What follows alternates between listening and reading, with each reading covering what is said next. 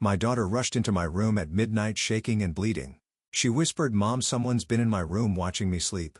I grabbed my gun, walked to her closet, and what I saw inside made my blood run cold. It was just past midnight when my daughter Emily rushed into my bedroom. Her hands were shaking, her face pale, and there was blood running down her arm from a small cut. With trembling lips, she whispered, "Mom, someone's been in my room, watching me sleep."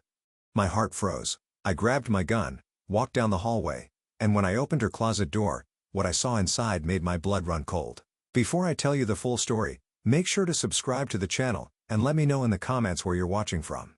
My name is Marion Cole. I am 64 years old, a widow, and I live in a quiet, small-town neighborhood. After my husband Daniel passed away a few years ago, my daughter Emily and my granddaughter Sophie moved back into my home. Emily had just gone through a painful divorce, and she needed a safe place to start over. I welcomed them with open arms because this house, though filled with memories of my husband, felt too big and too quiet without family inside it. Life in our home was calm, but heavy at times.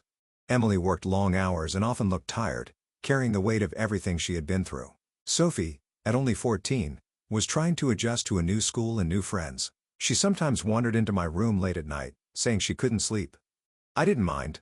It reminded me that she was still just a child who needed comfort. One evening, Emily sat with me at the kitchen table. Her eyes looked weary, but she smiled and said, "Mom, thank you for letting us stay here. I don't know what I would have done without you." I reached across the table, squeezing her hand.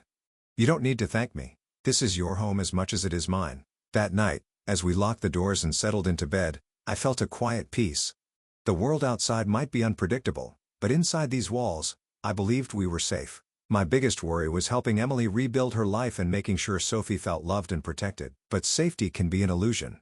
I would learn that in the most terrifying way, because just after midnight, the sound of hurried footsteps in the hallway woke me. And when Emily burst into my room, bleeding and trembling, I knew everything was about to change. When Emily burst into my bedroom that night, I could see the terror in her eyes before she even spoke.